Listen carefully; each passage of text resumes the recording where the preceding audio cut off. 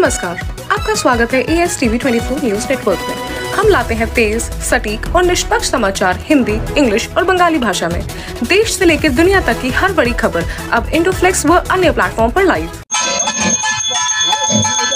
কোচবিহারে পাটাকুড়া ক্লাবের ৭৭তম বর্ষের দুর্গাপুজোর খুঁটি পুজো বাঙালির ১২ মাসে ১৩ পার্বণ। আর সেই সমস্ত উৎসবের মধ্যে দুর্গাপুজোই বাঙালির শ্রেষ্ঠ উৎসব। পুজোর আর হাতে গোনা মাত্র ২ মাস বাকি। তার আগেই শহর জুড়ে শুরু হয়ে গিয়েছে দুর্গাপুজোর প্রস্তুতি। একের পর এক পুজো মণ্ডপে সম্পন্ন হয়েছে খুঁটি পুজো। সেই আবহে কোচবিহার পাটাকুড়া ক্লাবের ৭৭তম বর্ষের দুর্গাপুজোর খুঁটি পুজো সম্পন্ন হলো। রীতি মেনে এদিন পুজোর মধ্য দিয়ে আনুষ্ঠানিকভাবে শুরু হলো মণ্ডপ তৈরির কাজ।